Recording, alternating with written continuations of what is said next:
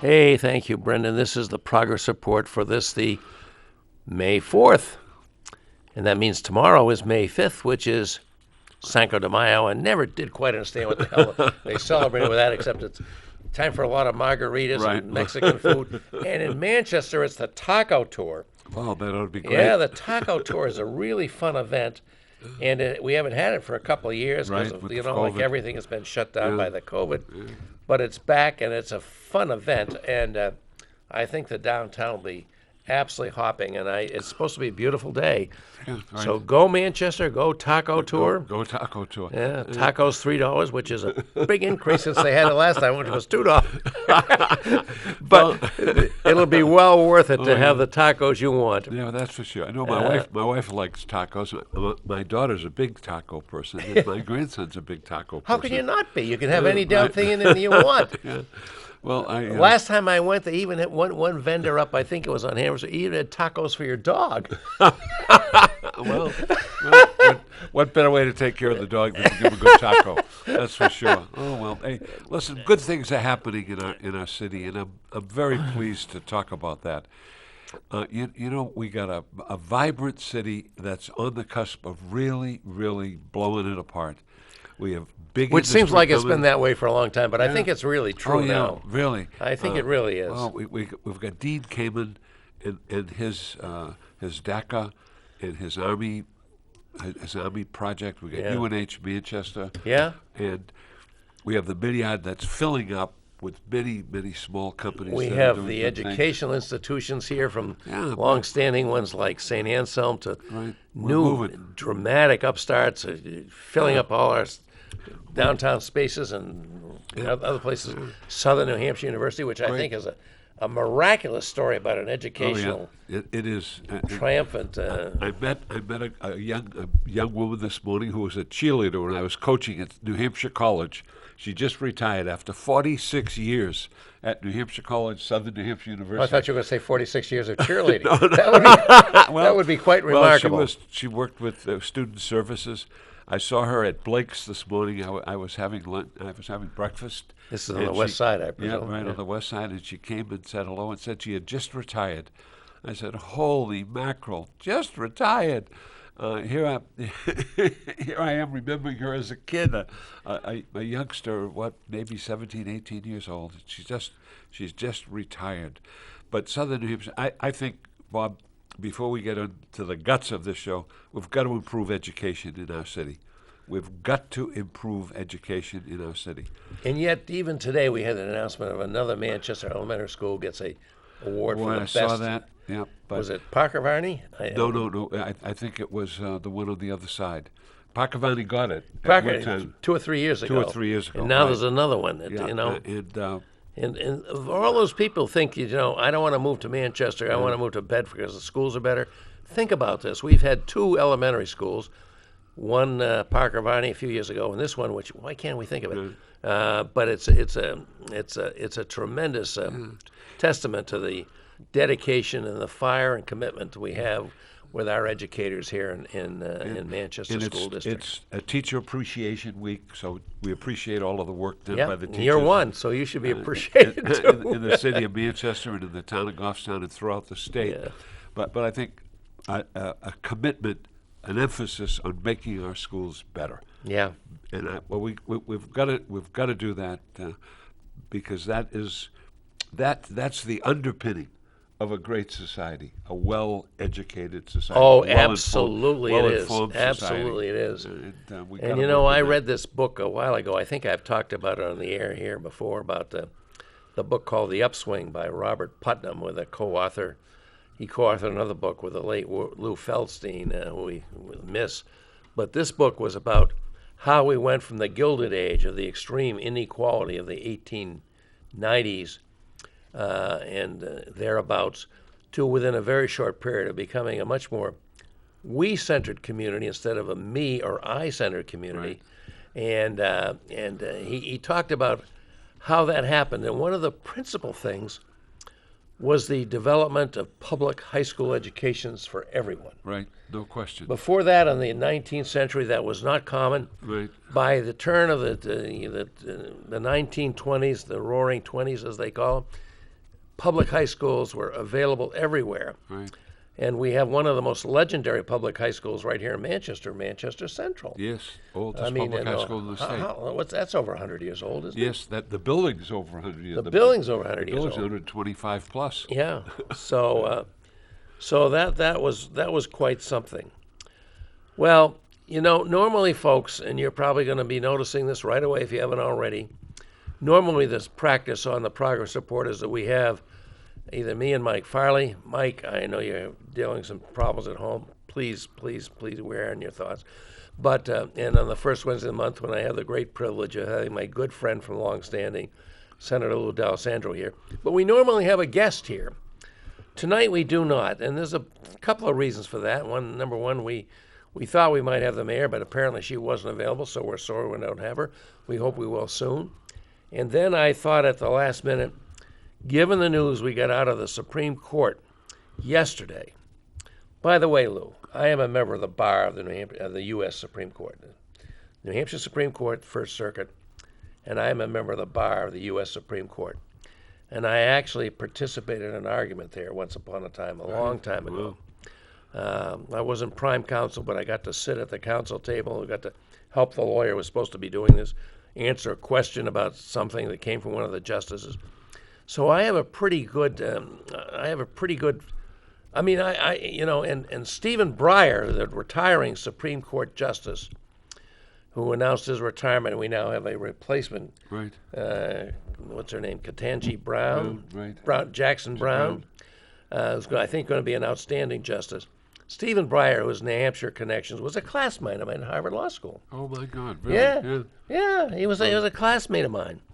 And, so to see what's happening in that court in the last day, I guess it's just 24 hours or maybe 48 hours, when we had a draft opinion that had been circulated amongst the justices, publicly released. Yes. That is unprecedented. Yes, it is. There has been leaks, but nothing of this consequence has ever escaped the Supreme Court chambers, where these things, everybody that goes to work there, whether in the clerk's office or the actual law clerks who do the research and help write the opinions, they're all sworn to confidentiality, and it's held. And I just think it's kind of a comment on the state of our country that it's not holding anymore. Right. Now, the Republicans are all over this. They're saying, this is terrible. Sure. Yeah. This is terrible, this draft. Well, it is bad, but the worst thing is what the opinion says. It's the content. It's the content of the opinion. Yeah. We are now facing, for the first time in my memory, I bet this is going to be true for you too, Lou, the Supreme Court about to take away a constitutional right that we've had in this country for almost 50 years, 49 years. A constitutional right that was granted by the Supreme Court. Yeah. And what did they take that on the basis of? They took it on the way of the basis that they said, the draft opinion authored by Justice Alito said, there's nothing about the right of privacy in the Constitution. And in a narrow sense, he's right. The Bill of Rights, which was not part of the original Constitution, was added as a very important part now. They give us freedom of speech, freedom of religion, freedom of the assembly, freedom, all those things. Freedom of the press. It doesn't specifically mention privacy. But the right of privacy has been recognized by the Supreme Court going back to the 1930s. Lou. Yes. I'm going to be a little lawyer here for you. Right, good. And at that time, the state of Connecticut, can you believe this, had a law not allowing couples to use contraception. Oh, my God. Connecticut. I know. Can you imagine that? Right, Connecticut. And the case came to the Supreme Court, and it was called Griswold versus Connecticut. And in that case, the Supreme Court said, there is within these other rights that we have enumerated in the Constitution, there's a penumbra around them that says there's also a right of privacy. And this interferes with the privacy. And they struck it down. And that's the heart of Roe v. Wade. Wow. The right of privacy. Yes. And that's where it's centered. Right. So as Joe Biden, who's a lawyer as well as, being a senator and the president of the United States, pointed out in his first comments on this, Yeah, when you strike down Roe v. Wade on the grounds that it's based on a constitutional right of privacy, and the Constitution doesn't specifically say there's a right of privacy, you've got a lot more risk. Yes. You've got the right of couples to use contraception. Well, that may be far-fetched. I think that's too far gone. But the right to marry who you want, whether it's a same-sex person or a transgender, that could be gone. I mean, this could have enormous implications. Enormous implications. I'm just absolutely astounded by this, and the fact that this draft opinion, leaked. Yes. Shows the stresses on that court. No question. That shows the stresses within that court, right. within that marble temple that right. we all look up and go, whoa! I know it's which Justice Louis Brandeis thought was atrocious. He said, justice, the justice and the government of laws by men doesn't require, marble temples, but we built them one. Yes, we did. And there it is. And now in there is the leak of a draft opinion. Yeah. So in any event, quite amazing. I wanted to talk about that tonight. Yeah, it makes a lot Lou, of sense. And I called up my good friend Huck Montgomery, whose wife Kayla Montgomery is the public relations person for Planned Parenthood of Northern New England. Right. And no surprise, she said, I'm overwhelmed. I can't be here with you tonight. I hope to have her on soon. But this is such an extraordinary event in our country's history. I mean, you think of the disastrous decision of the United States Supreme Court, and Lou, there have been a lot of them. Yes. Dred Scott. Right, the Dred Scott decision. Dred Scott said a black man could never be a citizen even if he or she made it to a non-slave state, a free state. That they could never be citizens. They could never have any rights. Right. That was an instigator of the Civil War. It wasn't, just one, but it was one. Sure. And now what are we going to do with this? Now, folks, you out there, you probably have very strong opinions on the issue whether abortion is the taking of a life or a medical procedure necessary to protect the health of the mother in many circumstances, or the well-being of the mother, or the well-being of the mother's family. But, I mean, this is just so astonishing. And I would welcome anybody who wants to call in and talk to me about this to do so. But in any event, I'm just absolutely appalled by it. Nobody was terribly surprised by this draft opinion. The tenor of the oral arguments on this case, the fact that they refused to stay the implementation of the Texas law, which said you can get a bounty. Right, if you turn somebody in for aiding in the provision of abortion services for anybody over 15 weeks, whatever it was, or some ridiculous number. But I'd love to hear from you folks on this. But the fact that this leak just shows that the bipartisan consensus we used to enjoy in this country is so far gone, it's even gone in the Supreme Court of the United States. Right. Isn't that sad? It is sad. Yeah. Because if you can't believe in justice, the fairness of justice, where has the society gone? Well, even more particularly, if you can't believe that the Supreme Court is beyond partisan politics, where have you gone? Right. Everything in this country is now seen through a partisan politics lens. That's true. But we thought the Supreme Court goes above it. And Chief Justice Roberts, who I disagree with on most everything, but he understands that. He is concerned about the institutional protection of the Supreme Court's legacy in our Constitution. Yeah, I really believe he is. He is concerned about it. Yeah. And he apparently was not going to sign on to this opinion. He's going to write some concurring or dissenting opinion. We don't know. We'll find out in about 6 weeks. But this is just absolutely stunning. Well, and the fact that the judges who did this were put in by a Republican president who made it clear he wanted judges who would do this, just makes it clear that despite all their protestations, very few of us are going to believe that this was a just disinterested search for the meaning of the original Constitution as it has to be updated to today's world. Well, most people are going to believe this was raw political power exercised through the judiciary. Well, I think and that's a bad sign for our absolutely. judicial I think system. Senator Collins made it clear. Oh yeah, Senator Collins, who voted for these judges, who voted for all three of them, made it clear that what happened certainly had no correlation with the kind of testimony they gave before the Senate and privately. And privately in her office, when she interviewed them privately. Yeah, I mean that's pretty serious. That's pretty serious. That's pretty serious business. You know, Lou, I think they should just skip all these Supreme Court justice hearings. They're just kabuki theater. You know, nobody since the time when who was the guy that Biden stopped when he was chairman, Bork. Oh, yes. Robert Bork, who was the only guy who would sign off on firing the special prosecutor in Watergate after his boss and the boss above him both said they wouldn't. Robert Bork. He actually answered some questions which, denied him a Supreme Court judgeship. And the result is that these days, none of them answer any questions. Right. I tell you, another thing that bothers me about this, Lou, bothers me a lot, is the Supreme Court, Article 3, part of the Constitution, is supposed to be above partisan, above politics. But now we have nobody gets on the Supreme Court unless you're an appellate court judge.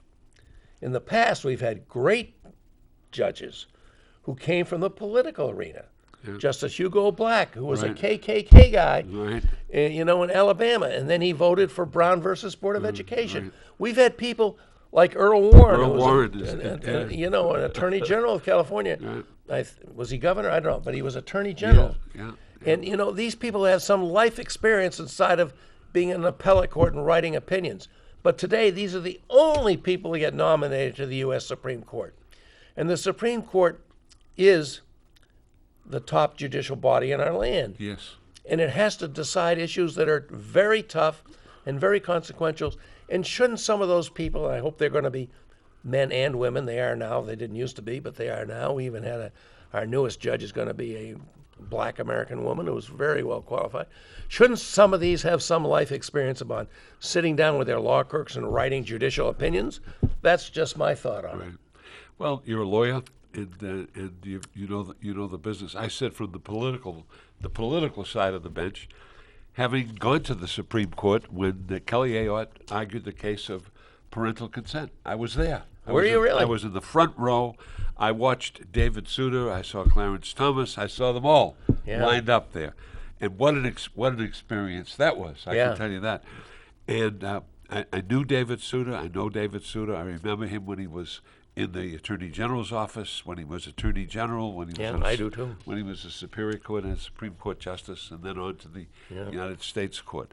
So I've seen the court in action, and I know how the court is treated with tremendous respect in those. I mean, really. Well, they're losing that respect right now. I think that's the danger. They're losing that respect. Yeah. People say, well, the Senate and the House, they're all just politicians, right. Which is, I'm sorry, that's a pejorative term, but it's been that way for a long time. But the Supreme Court was supposed to stand above laws. Can we believe they still stand above it now? It started with President Barack Obama. 11 months before his second term ended, had an opportunity to fill a vacancy on the Supreme Court when Justice Antonin Scalia died. And Mitch McConnell and the Republicans would not even give his nominee a hearing. Unbelievable. They deprived President Obama of one of the rights of the president when he had almost a full year to go in his term. Yeah. But it didn't stop them from replacing Ruth Bader Ginsburg when she died just, bang, 30 or 40 days before the end of the, they had somebody just awful. And McConnell is spouting the same line now. Yeah. He's very adamant that judges won't be appointed. I think the case has resonated around the country, if not around the world, but certainly around the country. Yeah. Protests in front of the Supreme Court building, protests throughout the country. And I think women, I know my wife, my daughter, my daughter-in-law, have very solid opinions. My daughter-in-law is a nurse. She works at one of the local high schools, takes care of kids. My daughter's involved in what I would call real social work. She now works for the Charitable Foundation, and well-educated, good family, and I just think of these decisions as they happen in my grandchildren. I just Yeah. worry. You know, I'm so worried about the future of our country right now, Lou. I really am. I'm worried. Yeah. I'm very worried. Every day when you go to work, and I go to the State House, and I think of the legislation that we're talking about doing. We're going to have a big day tomorrow. We're going to be there early. We're going to be there late. We're going to go over some. Will this be maybe your last legislative session on this? Well, we'll have 3 more, I believe, because the 26th will be our last day. But the stuff coming over from the House is tough to deal with. The vaccine stuff. Yeah. The Sununu Center situation, which is going to be discussed tomorrow, a bill that gives a death benefit to public employees killed in the line of duty, a bill dealing with the retirement system comes before us tomorrow. Wide range of bills, and you know, so many pieces of legislation coming in a short period of time. The House outdid themselves in terms of putting legislation in. How can you have so many pieces of legislation in the second year of the session? Are there that many things wrong that we need about 1,000 bills to correct at $1,700 a piece? I think it's crazy, and we've got to stay away from that. I remember when Jim O'Neill was the Speaker, God rest his soul. He wanted to create a committee to review legislation before it got submitted. You know how far that got. Yeah. You know, about one moment, and then it went down the tube. But listen, we got a lot to talk about. There's a lot going on, and it's a crazy world we're living in. We have the Ukraine situation, which is devastating. What's going on over there? The kind of slaughter of people dying, and for absolutely no reason. Why did Russia declare war on the Ukraine? Why? What was the reason? What was the reason for this atrocity? Well, I'm sure I have no great insight in this, but to my mind, it seems like Putin is determined to establish the territorial area of the old Soviet Union. Yeah. He has said the demise of the Soviet Union was the greatest geopolitical disaster of the century. Yeah. And I think he really believes that. And I think he thinks that that Ukraine and maybe Moldova and maybe the Baltic states, although they're NATO members, right, should be returned to the control of Moscow and the old Soviet Union, what now is Russia. But that's what I think this is about, and we can only admire the tenacity and the skill and the bravery of the Ukrainians who are fighting to protect their independent territory as a sovereign country. Right. Sure. Well, I go back to the Roman philosopher Cato, who said farmers make the best soldiers because they're defending their land. Yeah. And that's true. They make the best soldiers, and that's why I believe in conscription. To be honest with you, really, I think conscription. I certainly would agree if you will call it national service. Right. I think that would be a wonderful program. That would be like when we had the Civilian Conservation Corps and the Roosevelt administration. My father was involved with them and all the things they did in New Hampshire. Yes, New Hampshire. Oh, in New Hampshire. They did. There was a big camp in New Hampshire. Oh, there was? Oh, sure. There was a CC camp.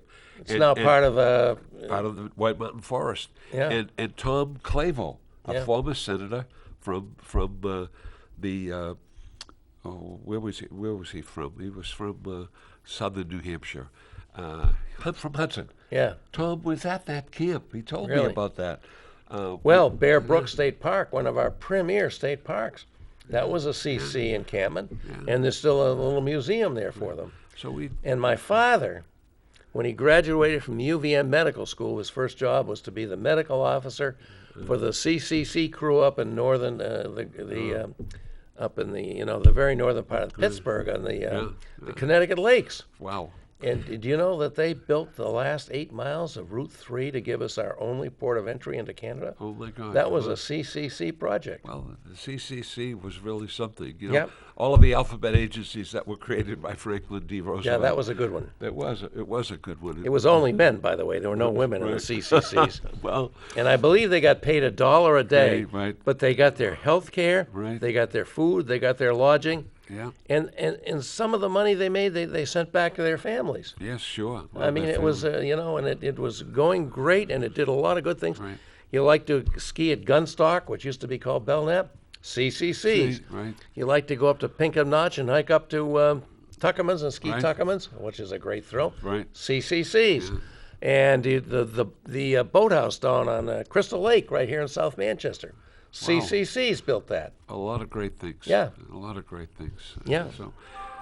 But here we go. We've got to get going on today and what's happening today and what's going to happen tomorrow before the Senate. Big session. And I think one of the key bills that's coming up is the atrocities that were committed at the Sununu Center. Yeah. And how to deal with them. And you're a lawyer, so you've got to tell me, give me an answer to this one. How can the Attorney General of the state of New Hampshire be the prosecutor and the defender at the same time? I don't get that either. Because he's got to defend the state of New Hampshire. That's his job. He's got to sign that out somehow. He can't do both. And he's got to prosecute. He can't do both. That's not right. And by the way, I think our Attorney General, for the first time in a long time, is not a career prosecutor, but a. Is that right? Oh yeah, he's not a career prosecutor. I think he's a very good person. I dealt with him when he was the governor's legal counsel. I worked hard with him on the budget. I think he's a decent, honorable guy. Good to hear. He is. Yeah. But he's 34 years old. Yeah. He is addressing the most difficult situation that has ever faced an attorney general in the state of New Hampshire. You think so, really? Absolutely. This problem at the Sununu Center is the gravest and most serious indictment of the public trust ever. And I've seen a lot of them, believe me. I've seen the atrocities at New Hampshire Hospital, which were in many ways beyond belief. What happened at Laconia State School. Yep. But the atrocities committed against these men and women, boys and girls, are beyond belief. Beyond belief. And there's over 500 cases that have now been filed. How come these things weren't caught sooner? That's the $64 question. How could it happen? And most of them happened in the 80s and the 90s. All right? They say some appeared in the 60s and the 70s, but the 80s and the 90s. How? How did it happen? I don't have an answer. And I served as a trustee of the Youth Development Center when I was on the Executive Council from 1974 to 1980. Would go there and attend meetings there. Mrs. Thompson, the governor's wife, was a member of the board. She was very interested in education and put a reading program in it. And it seemed as if we were doing the right things. But 24/7 is how you have to be there if you're going to monitor a program. Mm-hmm. And all of it, many of these How things did it happen. come that place, which used to be called the what did it be called? The Reform School, and then the Industrial School, right? And then the Industrial School, then the Youth Development Center, and then the Sununu Youth. And the Sununu Youth How Center. did it descend into this, or was it always there and we didn't notice it? Well, apparently it was always there, but we didn't notice it. And I in my questioning at the Finance Committee meeting on Tuesday, I said to one of the people who was presenting, this can't be like the situation that occurred down south, where they had one of these schools. They were killing the kids and burying them. I don't know if you remember that situation, but they just buried them and they ended up finding their bodies. We can't have a situation like that where nobody took any blame. Yeah, it went away. But this situation must be dealt with properly. Those who are aggrieved have to be taken care of. They've got to be compensated. 500 cases. 500 cases. So there is now a bill to provide a mechanism for compensation. Yes, there for these people and their families if they didn't survive. And what is the issue with getting that done? Well, I think the issue from my standpoint is this. I want these cases to be settled. I want them to be done properly. I want everybody to receive justice. We talked about justice at the beginning of this program. I want justice. The remuneration that's being sought, they're looking at the revenue stabilization account as the place to get the money. That's not the place to get the money. By statute, that money can only be taken if the state's revenue situation is in deficit. That's why they set up the rainy day account, the revenue stabilization account. So those are synonymous? Yes. This bill calls for withdrawing $100 million from that account. Now, in order to do that, you need, first of all, you need the state to be in deficit, or you need 2/3 of the legislature to approve this and the governor to approve it. That's a Herculean task. I've seen money taken from the revenue stabilization account a couple of times. The one serious one is when we were in deficit. This was during the Lynch administration, and we had to take $70 million from that account to take care of our debt. Okay, that's why we have the revenue stabilization account. We're running surpluses in the vicinity of $350 million. Why isn't the general fund being used as the place to compensate? That's where the money should come from. We have a surplus. I haven't seen the April results, but as of the end of the month of March, we were $300 million ahead. And with the lapses that are going to take place at the end of the first fiscal year in June, and the lapses that will take place at the end of the second fiscal year, we will have revenue beyond our expectations. So we'll have money. Why don't we use that money to deal with these accounts? I mean, we're going to have to make settlements. Why don't we use that money? So that's a bone of contention that I have. And my question that I posed is, how can the AG do both? How can he prosecute and defend at the same time? Yeah. That's a tough job. What's he say to that? He says he's going to do his best, and I got to believe him because he's a legitimate, honest, decent, stand-up guy. But how's he going to do it?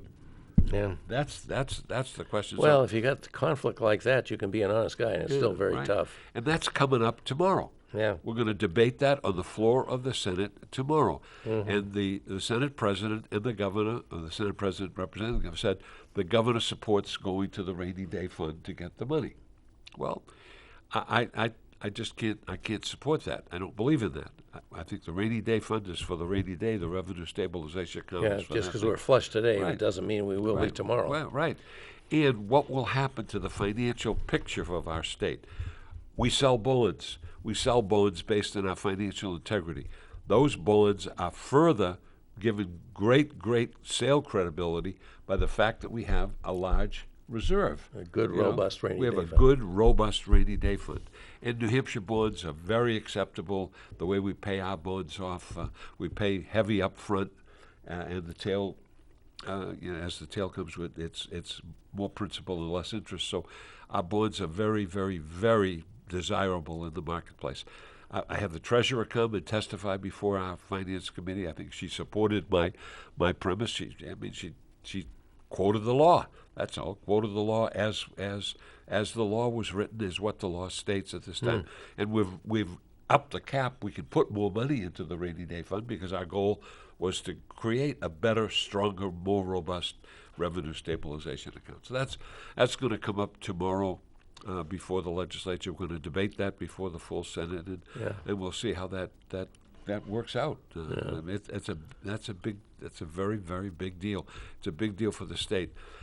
That's a black mark in our state. And this Tyler Montgomery situation, that young girl. Oh yeah, what a horrible thing. There's another black mark in our state, and there was a report given and Massachusetts. Yeah, right. A report given by the commission in Massachusetts that said both were at fault. Yeah. And that was one street over from where I live. Yeah. One street over. Really? Yes. Oh, I didn't know that. I mean, I live on the west side of Manchester. I live off of Boynton Street. It was one street over. And a young girl disappeared. Nobody's seen her since 2019. 2 years. 2 years. No one has seen her. No one knows anything about her. I know our police chief in Manchester, a very fine guy named works hard at it. He's really, really upset about this. He's going to do everything he can to get this solved, and that's just a real tough problem. Right. It is a tough one. So again, we have to deal with these things, but these things happen. All right, I understand that. But the case of the Sununu Youth Center, we had direct responsibility for those kids. Direct responsibility. They were in our care. They were in our care.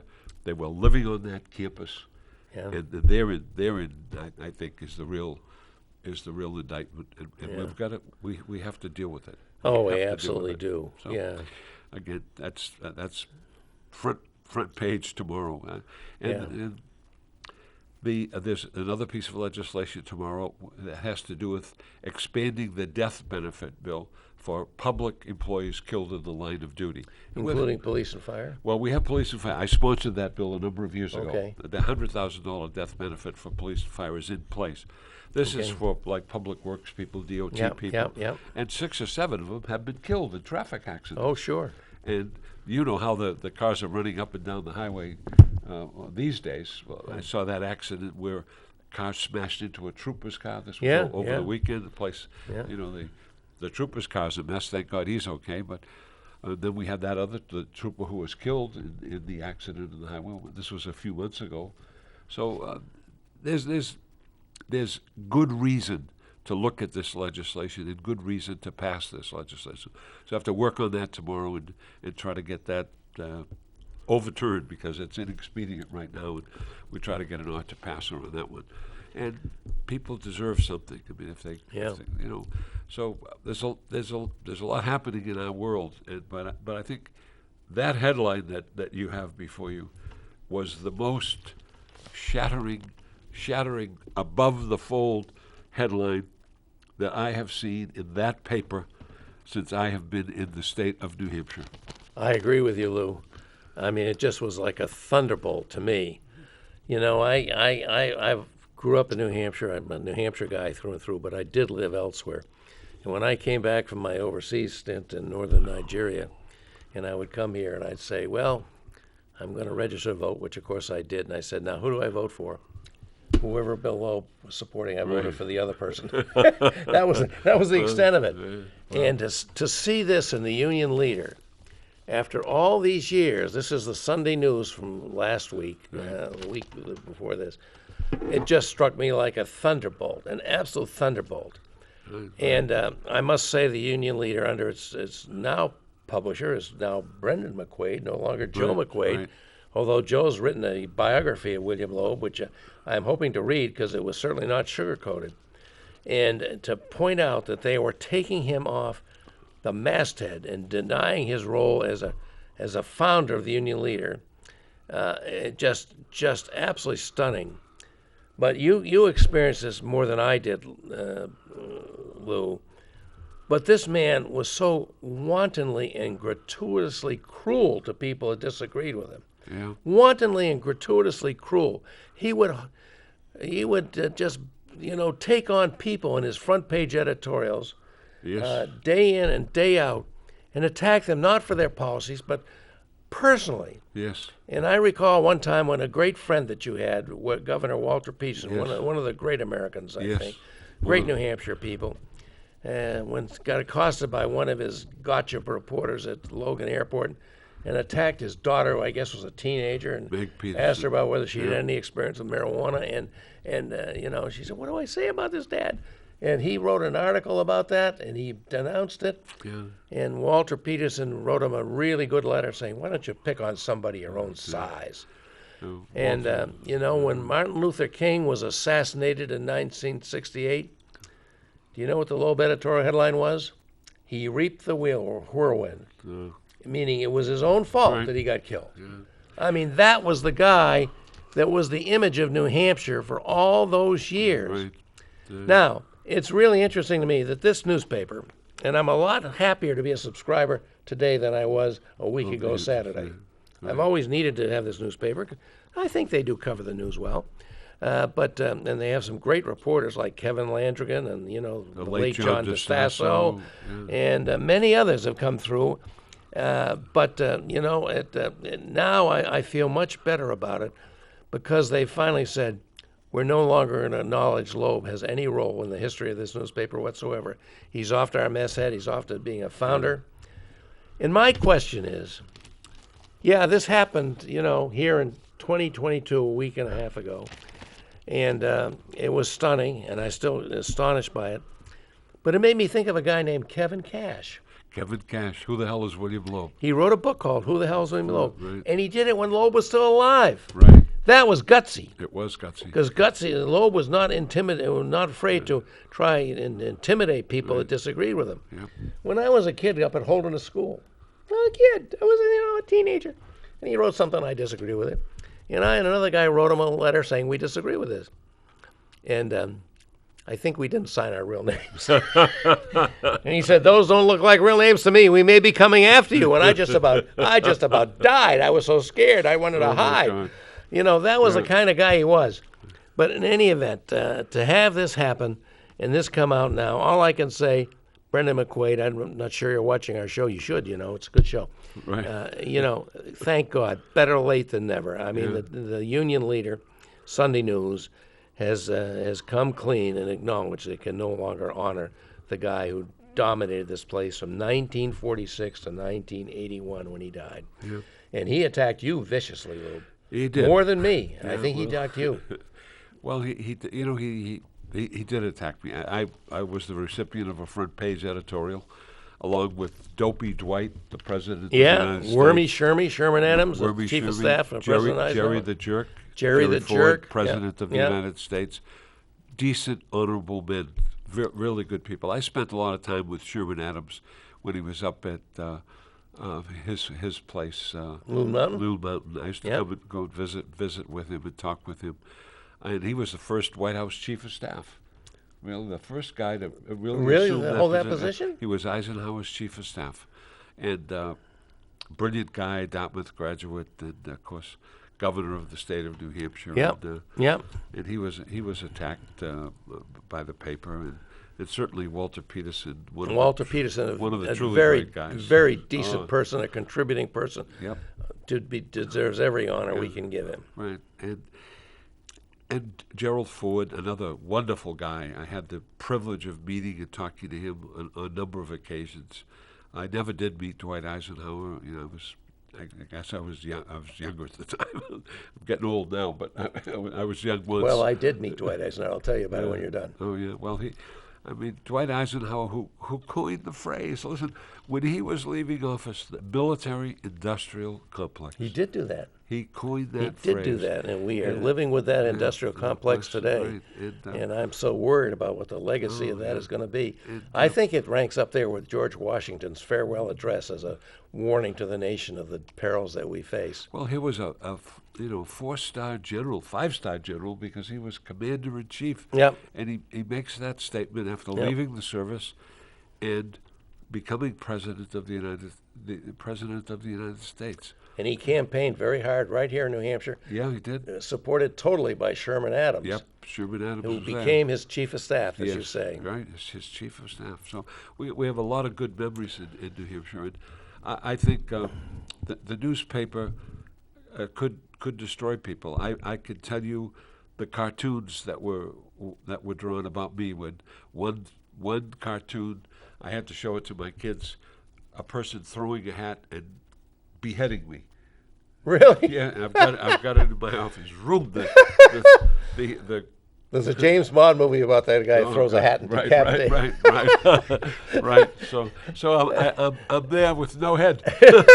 I'm no head. Or when I become a Democrat and they show me on a ship and I'm jumping off of the Titanic. And Bob Dix, who did a lot of those cartoons, just a great guy, and he became a great friend of mine. And I said to me, oh, he was a great guy and a great friend. He had to do some of those cartoons. Yeah. They gave him the concept, and he had to fill it in.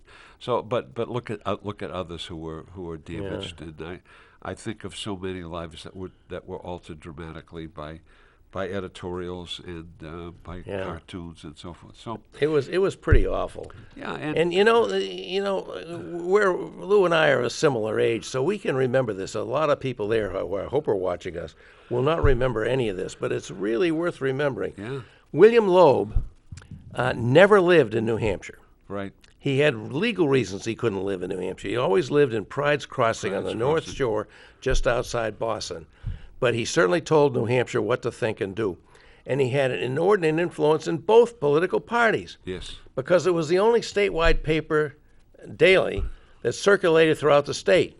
which gave him enormous amount of clout in most of the state, which was pretty heavily Republican. Sure. And in Manchester, which was Democrat, it was the only state. It was the only daily. Yep.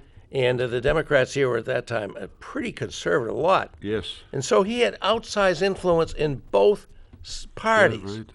And, you know, he supposedly, allegedly crushed the presidential aspirations of Maine Senator Muskie, Ed Muskie. I remember that. A fine person. Yeah. And, you know, it just, I mean, he did a lot of damage. This guy did a lot of damage. And as I say, he could just be delightfully cruel. And now it turns out that he was a sexual predator of the worst kind. Yeah. And my question for Brendan and Joe McQuaid, if they happen to be watching, hope you guys, is, you know, when Kevin Cash wrote his book, Who the Hell's William Loeb, Loeb was still alive, and he laid out so much of this. The adulteries, the not being able to come into New Hampshire for legal reasons, the affairs, I mean, on and on. He laid it all out. And that was not enough to cause the union leader to say, we're taking him off the asset. But this pushed it. This was really so. Joe and Brendan, I'm proud of you for doing this. I feel much better about being, as I say, a avid reader of your paper every day, and I will continue to do as long as I am able to. And thank you for doing this. Better late than never. Well, better late than never. But kudos to Kevin Cash, who had the courage to write the book. And he did that, you know, he did that when he had no family, and he waited till his mother died. And when he did it, everybody said, oh, he's going to get sued. He's going to get sued. Right. He never got sued by Loeb. Who sued him was Meldrum Thompson. Yeah. And that suit went nowhere. Right. I mean, just think of that. Yeah. Loeb knew that he had the facts right, that what he said about Loeb and his, is morally... I mean, in this thing, the major thing that seems to bother Brendan, and properly so, Brendan, is the hypocrisy. Yes. That Loeb went after everybody who had strayed from the marital fidelity requirements that they used to be much more strict than they are now, apparently. He would attack them viciously when he was guilty of the very same thing himself often and often and often. Yeah. Well, there we go. It's nice to see... I'm a big student of Roman history because I think we're kind of the Caesars. And it was interesting to me how most of the history we have from Rome comes from the Roman historians, who were mostly from the senatorial class, the upper crust of Roman society. And when the emperors came in, they would never sail with them while they were alive. But when they were dead, oh boy, they really tucked it to him. Like Nero. Nero fiddled while Rome burned. Well, it turns out Nero wasn't even in Rome when Rome burned. But this is kind of like that. Yeah, it's amazing. Anyway, it is quite amazing. But to go on to some more contemporary things, Lou. The mental health crisis and the issue to get the Hampstead Hospital to be part of our mental health care.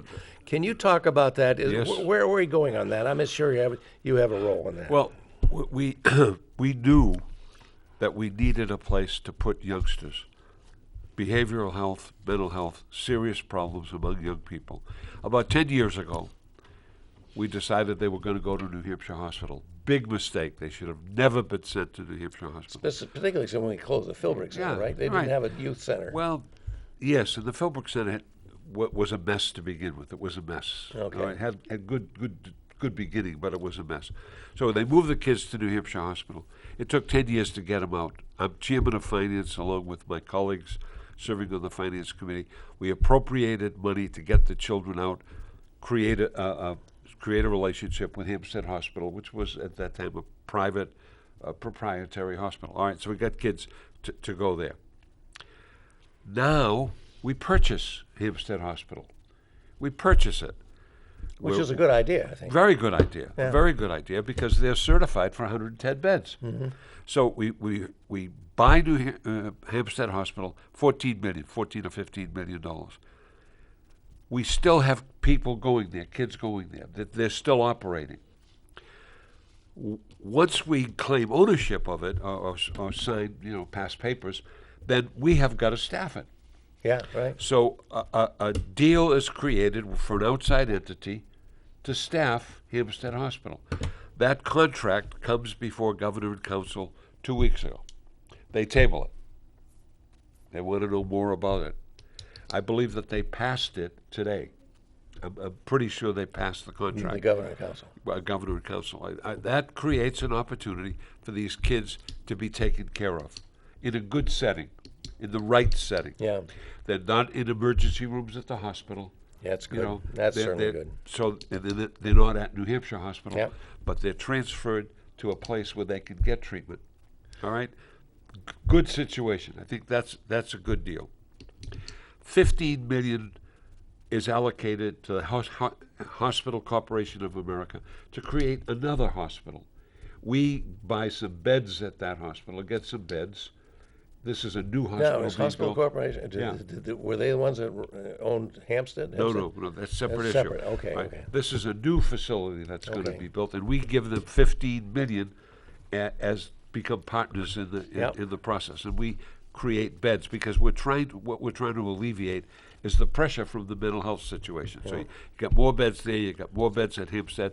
We're going to redo some of the beds space at New Hampshire Hospital, create 40 more beds for adults. Yeah. All right, because we just redo the space. We recapture the space where the kids were, and we're moving ahead to solving a problem. Well, what's the other problem that arises? You can't staff it. We can't find people.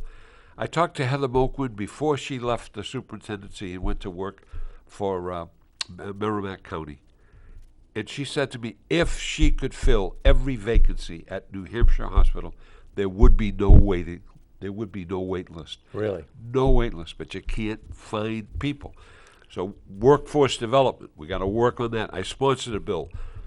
Recruitment and retention. Recruitment and retention. Let's recruit more people and let's retain the people we have.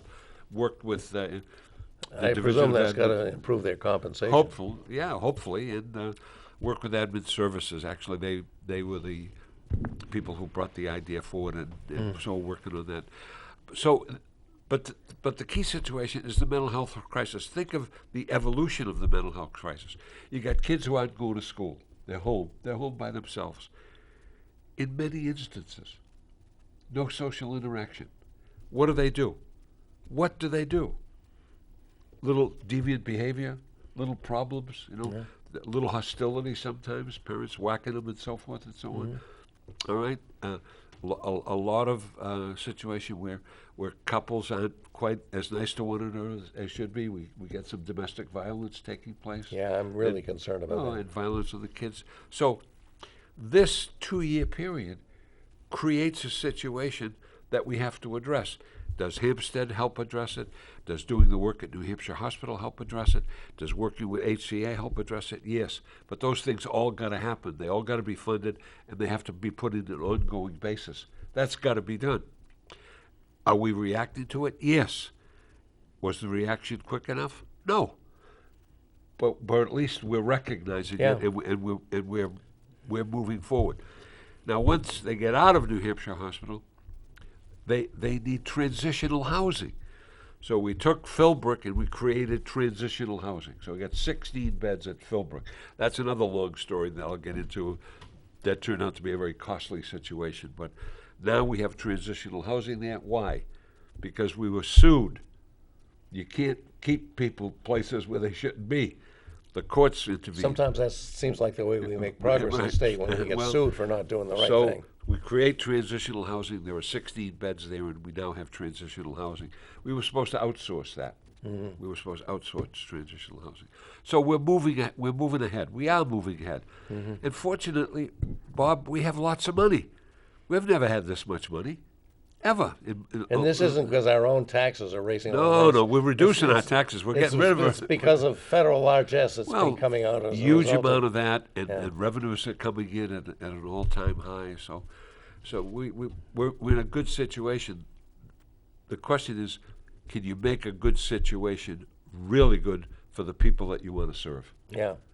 And if you can do that, that's a successful government. Oh, I'm glad you're working on it. Well, we work on it every day, and others are working on it every day. We've got a lot of good people in the legislature who are working very hard to try to make these things happen. But as as our discussion started, mental health, behavioral health. It's a problem. Grandparents are taking their grandchildren in their housing and taking care of them. That's something that's been going on for a while. Yeah, and this situation has got to be dealt with, and we've got to make change, and we've got to make positive change, lasting change. Lasting change. We can't do things of the moment. We have to do things, put things in place that are going to last. Look ahead and see what's coming. Yeah. Right, we've got to look to the future. Because look at the future belongs to those who want to make it better. So we want to do that. Well, that's a long way to talk about mental health, Bob. Well, I'm sorry. it's well worth hearing, I think. It certainly is well worth hearing. We want to do the best that we can. One other issue you mentioned to me when we were talking about the show tonight, and we haven't even got to it, but I'm going to give you a chance. Everybody says that one of the major problems we face here, and I guess not just here, but around the country, but certainly here, is inadequate affordable housing so we can meet our workforce needs, which are not being met. Right, we have lots of people with needs, particularly the elderly, the people with mental illness, as you've been discussing. Disabilities. Children that need daycare, and so their parents can contribute. Right. What are we going to do about that? Well, we got $100 million just approved by went through fiscal, went through governor and council today. And that $100 million is available. Is that the thing that was previously rejected? Yeah, it was previously tabled. Tabled. All right, tabled, and they wanted more information. So they got more information. I believe they passed it today. And there's $100 million out there. Municipalities get some of that money to build affordable housing. Contractors get some of that money. They apply for that money. They get the money to create affordable housing. Well, what's affordable housing? What's affordable housing in today's market? In Manchester, you can't get a place for less than $1,000 a month. Right. All right. And the two-bedroom, $1,500 a month. And the vacancy rate is like de minimis. Almost zero. Almost zero. So we've got to create housing that is affordable, because we got to draw people in. We got to draw these workers in. We got to create workforce housing, but it's got to be affordable. That's a challenge. That's a challenge. Now, can the cities do it? Can you take properties like the Hallsville School, which is closed, and create some elderly housing there, so that we can take care of people, and they don't have to go to, quote unquote, maybe Hillsborough County nursing home or something like that. They can be sustained, and we have other entities that have to get into the business of creating workforce, moderately priced housing. The average price of a single-family home in the state of New Hampshire is $440,000. Yeah, that's just shocking. That's shocking. That's not affordable housing. Unbelievable. That's not affordable. So we got $100 million to play with. Let's see how far it goes, and let's see how well it's administered. And will it go to creating for affordable housing and not just more market rate housing? That's the key. Hopefully, 40% of it will go towards creating market, because we seem to be building market price housing all over the city and all over the state. I guess. So, I see it everywhere. All do.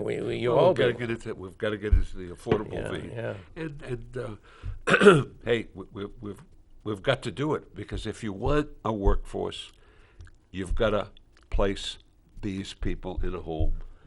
I think that's number one, and number two, you got to be able to afford people have affordable child care if they want. Yes. If you want. Yes. Mostly women, but some couples too. Sure. If you want them in the workforce, and God, we need them. Oh yeah, we need these people. We're so short of the demand for workers is everywhere. We see it every time we drive around and see help wanted signs everywhere. Everywhere. Whether it's a police station or a fast food place, you see workers. it everywhere. Right. I drove by the old Varney School this morning, and that's a daycare center. Yeah.